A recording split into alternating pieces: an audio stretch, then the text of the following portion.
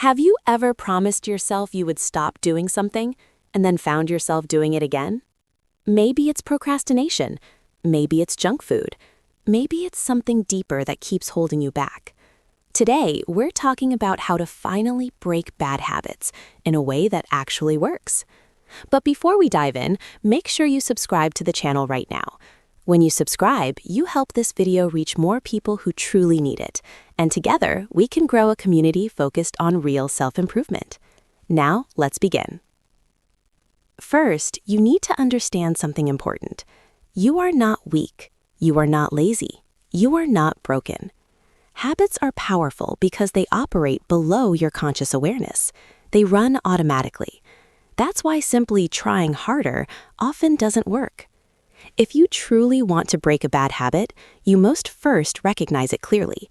Not the obvious ones only, but the hidden behaviors that quietly limit your growth, your confidence, and your success.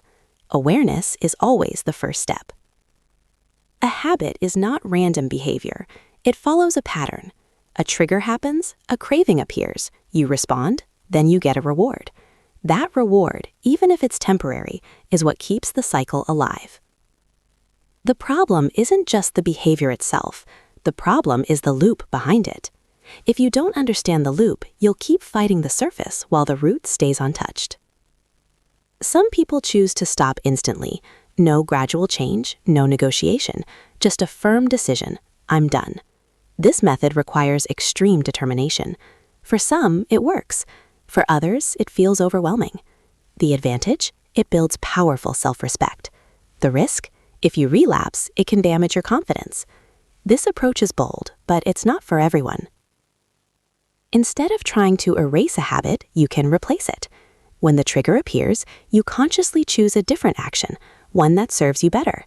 Over time, your brain begins to associate the trigger with the new behavior. This method works because you're not fighting the system, you're redirecting it.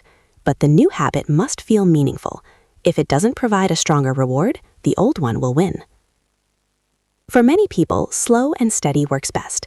Instead of quitting completely, you reduce the behavior step by step. Small wins create momentum. Momentum builds confidence. Confidence fuels consistency. This method requires patience, but it often creates long-term success.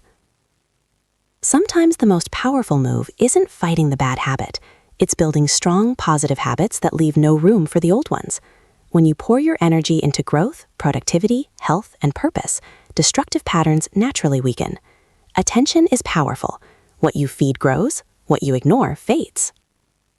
One of the most overlooked strategies is tracking your progress. When you measure your behavior, you become aware. When you see improvement, you feel proud, and pride reinforces change. Even one day of success is a victory, and victories deserve recognition. Pride builds identity. You stop seeing yourself as someone who tries to quit and start seeing yourself as someone who is disciplined and evolving. Breaking bad habits is not easy. It takes time, it takes persistence, it takes self-honesty. There will be triggers, there will be temptation, there may even be setbacks, but every step forward is freedom, and freedom is worth the effort. If this message inspired you or helped you think differently about your habits, make sure you subscribe to the channel so you don't miss the next video. We're building something powerful here, and I want you to be part of it. See you in the next one.